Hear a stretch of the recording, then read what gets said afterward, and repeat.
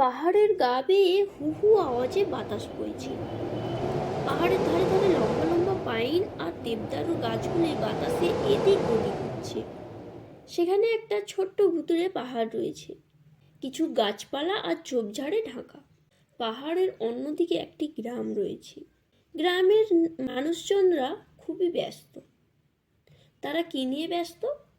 তারা বড় বড় পাথর নিয়ে তাদের টিনের ছাদের উপর রাখছে, যাতে ঝোড়ো হাওয়ায় তাদের টিনের ছাদ উড়ে না যায়। এখানে প্রায় সবসময় ঝোড়ো হাওয়া দেয়। আর তিনজন বাচ্চা জামা মিলছে আর প্রতিটি প্রান্তে একটি করে পাথর দিচ্ছে, কারণ জামাটা যাতে উড়ে না যায়। এদিকে উষা, যার 11 বছর বয়স, মাথা ভর্তি কালো চুল আর খুবই সুন্দর দেখতে মেয়েটি, সে দাদুর সঙ্গে কথা বলছে। তার ছোট ভাই সুরেশ বিছানার চাদরটা চেপে রেখেছে যাতে বাতাসে উড়ে না যায়, আর উষার বন্ধু বিনয়া তাকে সাহায্য করছে। সব কিছু কাজ হয়ে যাবার পর একটা উঁচু পাথরের উপর বসে সবাই মিলে সূর্যাস্ত দেখছে। এবং একটা মাঠের পরেই সেই ভুতুড়ে পাহাড়টি ছিল, এবং সেই ভুতুড়ে পাহাড়ের প্রান্তটির দিকে সবাই এক দৃষ্টিতে তাকিয়েছিল। উষা বলল, আমাকে বাজার যেতে হবে।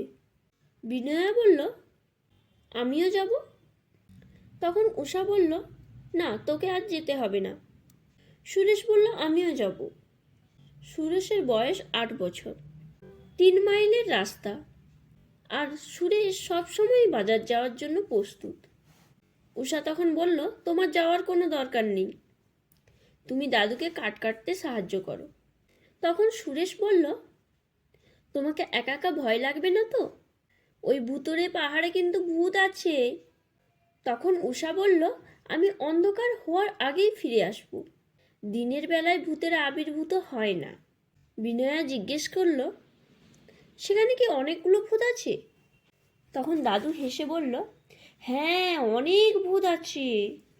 তখন সে বলতে লাগলো, অনেক বছর আগে ওই পাহাড়ে কিছু ব্রিটিশরা থাকতো, কিন্তু ওই বসতিতে প্রায়ই বজ্রপাত হতো, তাই তারা সেখান থেকে চলে গেছে।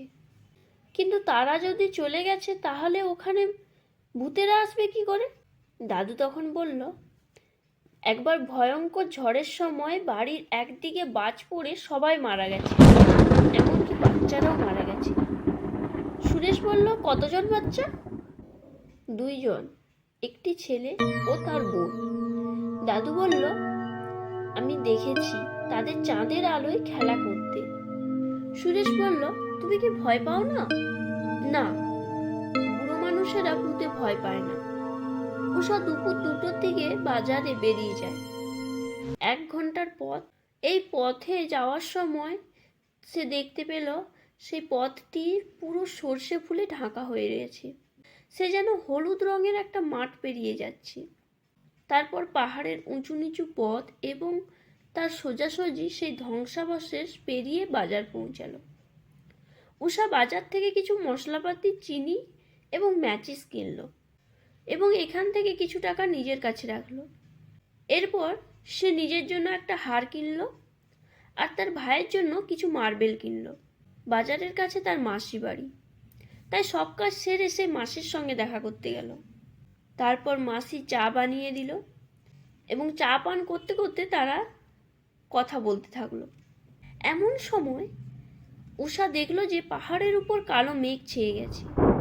সে তাড়াতাড়ি সব জিনিসপত্র নিয়ে তার মাসিকে বিদায় জানিয়ে সেখান থেকে সে ঘরের উদ্দেশ্যে রওনা দিল। অদ্ভুতভাবে বাতাসটা থেমে গেল, আকাশের কাকগুলি গোল হয়ে ঘুরতে থাকলো আর ওক গাছে আশ্রয় নিল। উষা তাড়াতাড়ি চলতে লাগলো আর বলল, অন্ধকার হওয়ার আগে আমি বাড়ি ফিরব। এরপর আরো গভীর অন্ধকার হতে লাগলো। উষার গায়ে 1-2 ফোঁটা ভারী বৃষ্টির ফোঁটা এসে পড়ল। এবার সে দৌড়াতে লাগলো।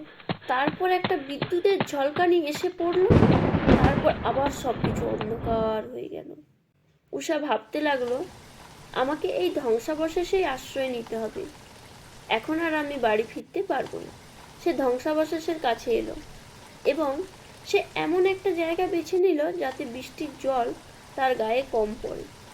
সে পাথরের দেয়ালের উপর হাত রাখলো। হঠাৎ সে বুঝতে পারল তার হাতের উপর একটা নরম লোমে ঢাকা কি জিনিস স্পর্শ করছে। সে ভয়ে চিৎকার করে উঠল। তার চিৎকারে সেই জিনিসটা সাড়া দিয়ে উঠল। দীর্ঘশ্বাস ফেলে উষা একটু শান্ত হলো। সে বুঝতে পারল এটা একটা বেড়াল ছিল। ঝোড়ো হাওয়া আর বৃষ্টির জন্য টিনের ছাদ থেকে অদ্ভুত এক আওয়াজ হতেছিল। উষার জামা কাপড় মাথা পুরো ভিজে গেছে। সে এক কোণে দাঁড়িয়ে আছে। এমন সময় একটা ক্ষীণ কান্নার আওয়াজ শুনতে পেল। এমন সময় তার ভূতেদের সম্পর্কে চিন্তা করার কোনো সময় ছিল না। উষা মনে করলো তার দাদুর বলা সেই ধ্বংসাবশেষে বাজ পড়ার গল্পটি। সে ভগবানকে ডাকতে লাগলো এখানে যেন না আর বাজ পড়ে। পাহাড়ের উপর মেঘ গর্জন করতে লাগলো।